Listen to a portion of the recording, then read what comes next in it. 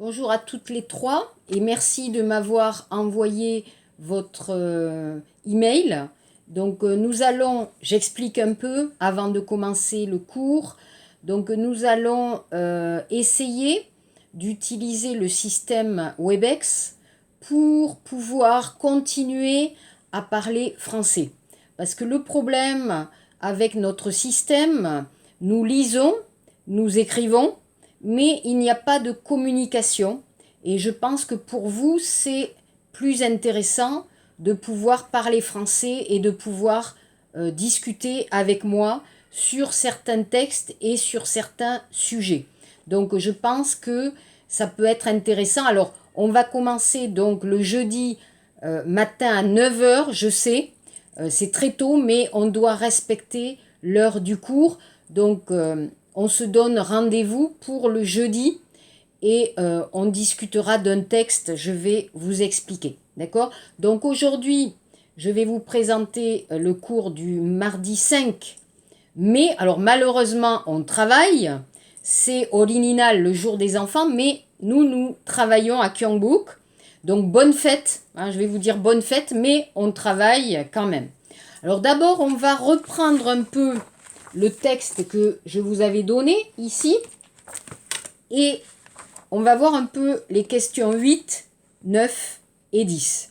Donc la question 8, qu'est-ce que c'est? Donc peut-être, si vous passez le DELF B1 ou B2, on va vous donner un texte et on va vous demander de chercher les avantages, les points positifs ou les inconvénients de quelque chose, d'un sujet, d'une idée, ou voilà, tout est possible, hein, d'accord?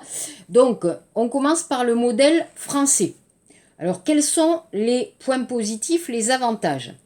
C'est peut-être l'apprentissage. Alors, vous connaissez le mot, le verbe apprendre, mais il est intéressant aussi d'utiliser le nom, l'apprentissage. Donc, avec les Français, c'est intéressant de faire l'apprentissage des règles avec une vie régulière et bien ordonnée. Alors, on ne dit pas une vie rangée, on va dire plutôt ordonnée.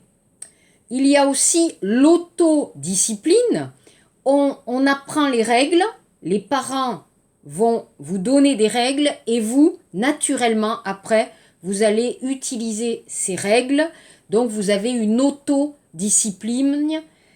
Il y a des choses que vous pouvez faire, il y a des choses que vous ne pouvez pas faire en société avec les autres. Donc, vous allez avoir naturellement ces règles intérieures en vous.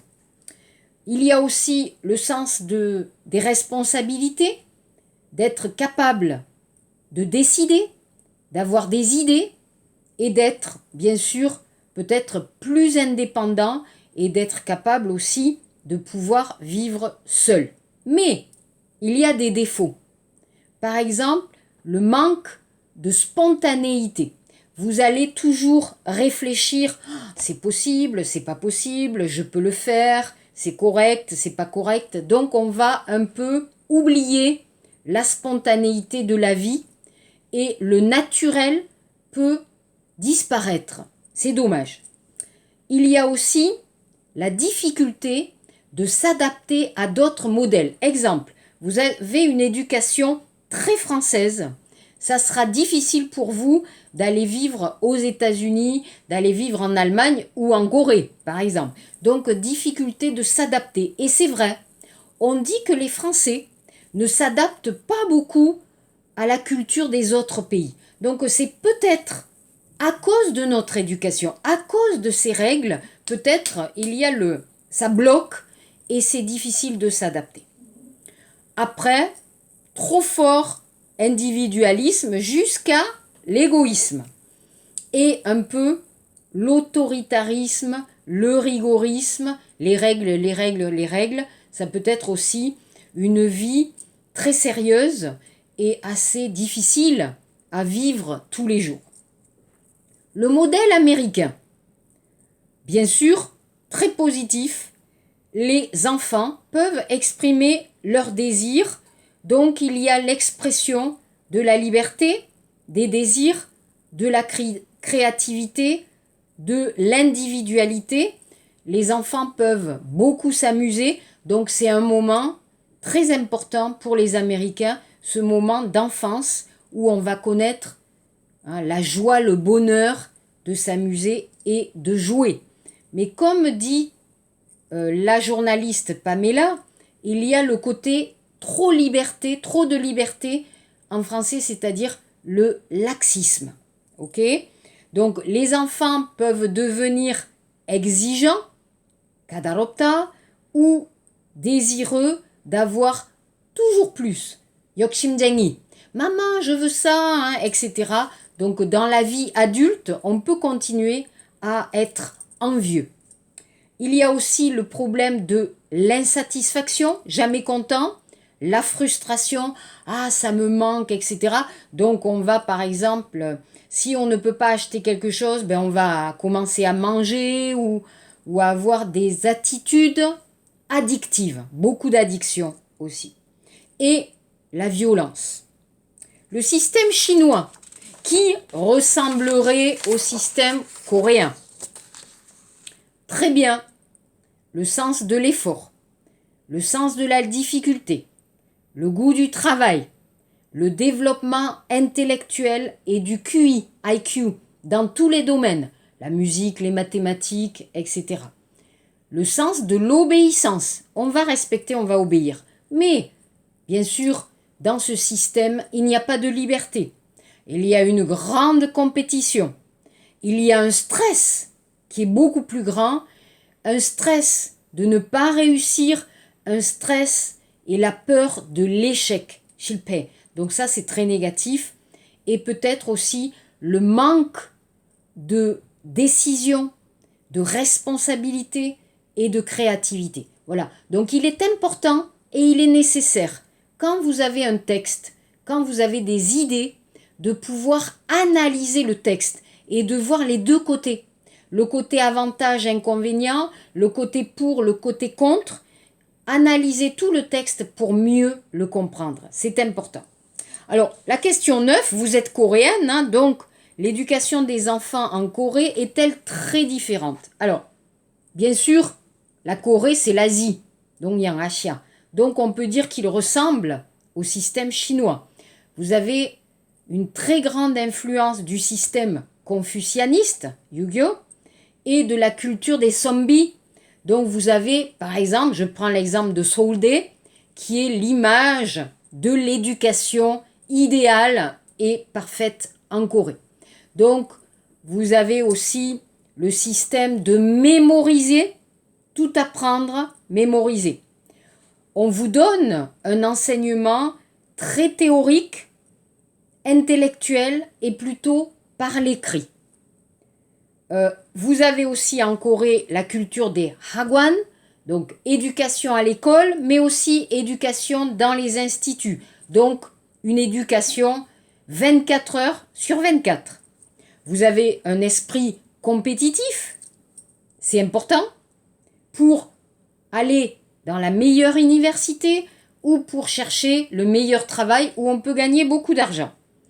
En Corée, il y a aussi beaucoup la culture de l'évaluation. On va vous évaluer. Est-ce qu'il travaille bien, est-ce qu'il ne travaille pas bien? La note, 점수, 평가, vous avez beaucoup d'évaluations.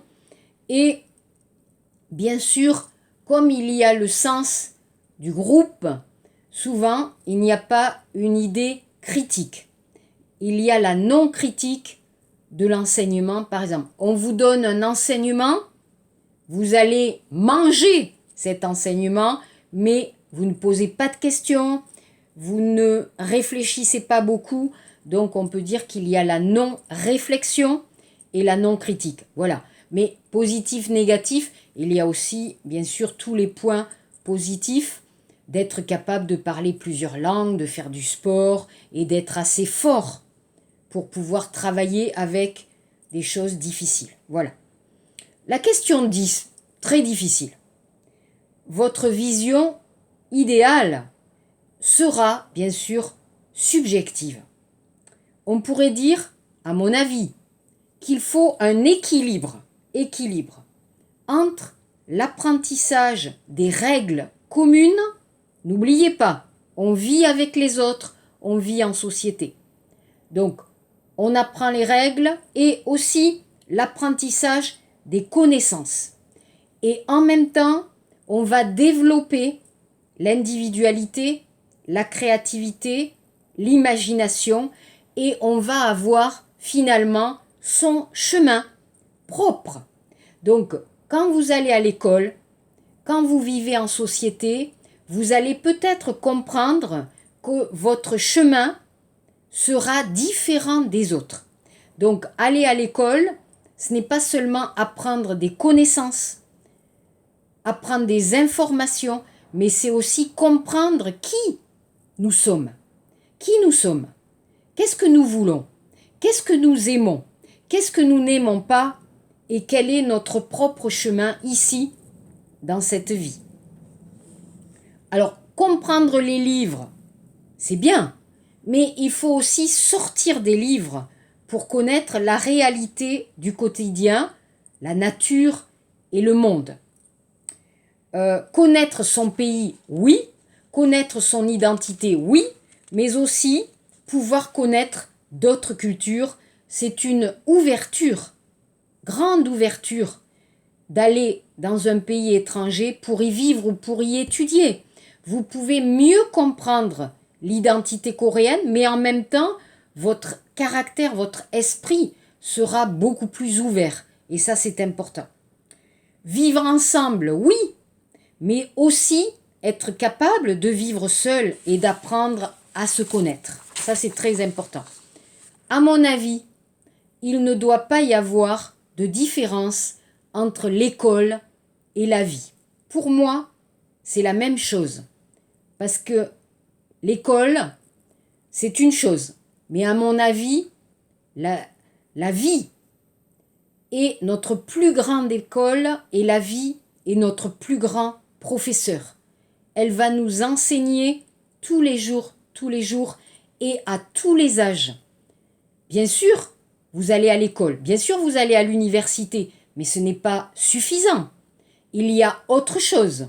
On va sortir de l'université, on va vivre avec les autres. Ça, c'est l'école, on dit en français l'école de la vie. J'aime bien cette expression. Donc, cet enseignement, cet apprentissage doit devenir un plaisir, une joie et non une obligation. Vous n'êtes pas obligé. Vous avez votre vie. Et ce que vous allez apprendre à l'école, c'est aussi pour vous aider à mieux comprendre le monde et à comprendre aussi qui vous êtes et pourquoi nous sommes ici dans cette vie. Donc pour moi, je vais finir par cette expression, l'école de la vie. L'école de l'école, oui, mais aussi l'école de la vie. Voilà. Alors on va continuer avec l'éducation et j'avais choisi ce dessin, d'accord? Ce petit dessin qui est un dessin bien sûr amusant et humoristique qui montre les différences entre les désirs d'un jeune homme et les désirs des parents du jeune homme. Alors, le jeune homme, qu'est-ce qu'il dit? Je veux de l'espoir, je veux de l'amour, je veux du rêve. Les parents, qu'est-ce qu'ils disent? Ok, mais passe ton bac d'abord. Donc vous voyez peut-être que ce dessin peut vous faire penser à votre propre histoire et votre propre vie. Donc on voit la différence des générations, la différence de l'âge aussi. Le jeune garçon, le jeune homme qui veut apprendre la vie, tout simplement, et les parents qui pensent d'abord aux examens, aux diplômes et au côté matériel de la vie. Donc je trouve ça assez amusant. Et de voir aussi que pour les parents français ou les parents coréens, peut-être que ce qui est important, c'est d'abord de faire des études, de réussir les études, d'avoir des diplômes et après de chercher, de trouver un bon travail. Peut-être c'est le problème de tous les parents dans tous les pays. Voilà, donc ça, il me semblait que ce petit dessin était amusant pour voir un peu que c'est général, cette différence entre les parents et les enfants. Ensuite, alors là, pour moi, la laïcité c'est un sujet et c'est une valeur particulièrement importante et particulièrement intéressante, et j'espère que nous allons pouvoir en discuter jeudi. Alors, qu'est-ce que je vous dis? Pour les Français, c'est une valeur très importante, la laïcité. Alors, on pourrait traduire par bijonggyo. Par exemple, hein, c'est l'adjectif laïque. C'est une valeur que l'école publique nous enseigne. C'est le respect de l'autre, c'est le respect de ses idées, avec la création d'un espace neutre. On en parle souvent dans les médias, en France, à la radio, à la télévision. C'est un sujet qui va revenir souvent. Ce principe qui va séparer là où les religions et l'État. Vous avez l'État, vous avez la société, vous avez les écoles, l'éducation, et vous avez la religion. Pour les Français, la religion est privée. C'est à la maison, c'est votre histoire. Ce n'est pas le problème des autres et ce n'est pas l'idée des autres. Donc, pour nous, il est important que l'école reste un espace libre et laïque où on ne va pas imposer sa religion et ses idées. Alors peut-être pour vous c'est très idéal. Oui, c'est très idéal. C'est vrai. C'est très idéaliste. En réalité, ce n'est pas possible. Mais c'est une valeur bien française. Donc, à l'école, il est interdit de porter des signes religieux, généralement. Il y a eu beaucoup de débats en France sur les musulmans, musulmans, et le voile, d'accord, des jeunes filles, ou par exemple, je vais vous expliquer après avec certaines idées. Donc, vous comprenez, laïcité, séparer l'État de la religion, séparer l'espace public et l'espace privé. Donc, pour nous, c'est important. Alors, bien sûr, pour vous, les Coréens, c'est peut-être difficile à comprendre. Vous pensez, la France, est-ce que c'est libre? Je ne peux pas mettre mes vêtements comme je veux. Je ne peux pas parler de ma religion comme je veux. Oui, c'est un esprit libre à la manière française qui est né après la Révolution française. Taeyongmyeon. Autrefois, c'était la religion catholique qui avait tous les pouvoirs politiques, mais aussi les pouvoirs éducatifs. Donc, autrefois, c'était les religieux, Susanim, Shimbunim, les prêtres, les moines, qui faisaient l'école, qui étaient les professeurs. Et peut-être avec l'esprit révolutionnaire de la Révolution française, on a voulu changer et on vous dit dans le texte, en France, l'école publique est gratuite et laïque depuis les lois de Jules Ferry en 1882. La laïcité, c'est une règle. Son objectif, Bokchok, que à l'école, tous les élèves et les adultes puissent vivre ensemble, même s'ils ont des religions différentes. L'école laïque accepte tous les élèves de toutes les religions, mais la religion doit rester en dehors de l'école, à l'extérieur de l'école et à la maison. Alors attention, toutes les religions sont possibles. En France, il y a des catholiques, il y a des musulmans, il y a des juifs, judéines, il y a des protestants, il y a des orthodoxes, l'église de la Russie et de la Grèce par exemple, il y a des bouddhistes, d'accord? Mais on doit rester dans l'espace privé et non à l'école dans l'espace public. Voilà. En France aussi, il y a des écoles religieuses, il y a des écoles catholiques, il y a des écoles juives, musulmanes. Et là, vous pouvez choisir. Mais attention, ce sont des écoles privées, généralement, qui sont assez chères. Donc, voyez, regardez la différence entre l'espace privé et l'espace public. Je donne un exemple. je vais à Dongdaeguyeok. Parfois, il y a des personnes avec le petit leaflet qui donnent, voilà, vous êtes chrétien, vous êtes catholique, il faut devenir chrétien, c'est important, Hananim, Dieu, etc. Oui, en France, ce n'est pas possible. On ne peut pas, dans le métro, dans la gare, dans les lieux publics, on ne peut pas parler de sa religion. Généralement, c'est interdit par la loi de proclamer comme ça publiquement sa religion. Donc, j'aimerais avoir votre idée sur la question et nous en discuterons jeudi pour savoir, vous, ce que vous en pensez parce que c'est très important. Voilà. Ensuite, on change de sujet. Bien sûr, si vous avez des questions, préparez toutes les questions que vous avez envie de me poser. Et jeudi, on peut en discuter parce que c'est un sujet très important et très intéressant. Alors, rapidement, voilà, on va voir ici, on va changer de sujet et on va voir le sujet de la vie à deux. Donc, si vous avez compris le texte, et ta vie, elle commence comment? Donc, regardez le texte. S'installer en couple est une étape importante dans une vie. Cette étape représentée avant les années 70 par le départ du foyer parental, l'accès à la vie adulte et à l'indépendance. Aujourd'hui, elle n'est qu'un élément de ce parcours qui mène peu à peu l'adolescent à l'âge adulte et n'est plus considéré comme un signe d'indépendance et d'autonomie. Cet événement reste tout de même important et suscite régulièrement des dossiers dans les magazines ou sur des sites internet. Alors justement, on va voir ici. Donc, voici en exemple un témoignage posté sur le site « Et ta vie, elle avance comment ?»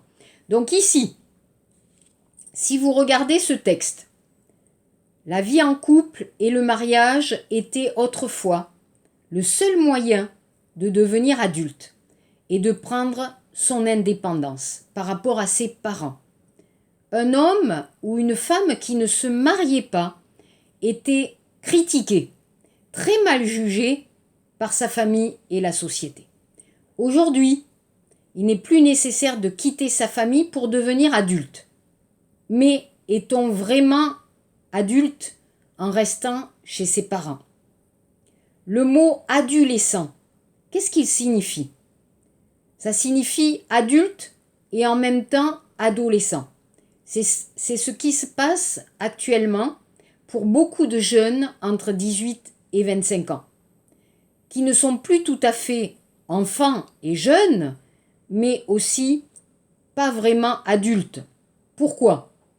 On étudie tard, on ne gagne pas d'argent, ou pas beaucoup, et on n'a pas de lieu de vie où on peut vivre seul et indépendant. Notons ici que les filles vont partir plus tôt que les garçons. Seraient-elles plus adultes que les garçons? Bonne question. On dit que, comme on donne moins de liberté aux filles avant l'âge adulte, quand elles le peuvent, les femmes, les filles préfèrent quitter la maison, chercher un studio, devenir plus libres, plus indépendantes. Notez aussi qu'en France, la cohabitation ou l'union libre, dongo, est autorisée, hoga, permis, depuis les années 70. Donc, le mariage n'est absolument pas obligatoire pour vivre à deux. Qu'est-ce qu'on fait? D'abord, on va se rencontrer. On apprend à se connaître. Et après, on va vivre ensemble un moment. Si c'est OK, peut-être on peut se marier ou on peut se paxer. Si c'est pas OK, on va se séparer. Vous remarquez que les hommes, souvent, ne sont pas pressés de se marier et peut-être que les femmes voudraient plus se marier que les hommes.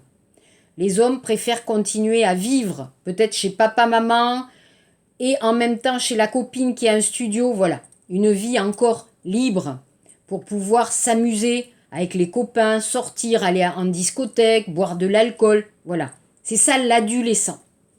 Vous avez Renaud. Quel est le profil de Renaud ici, dans le témoignage? Il a 25 ans. Il travaille.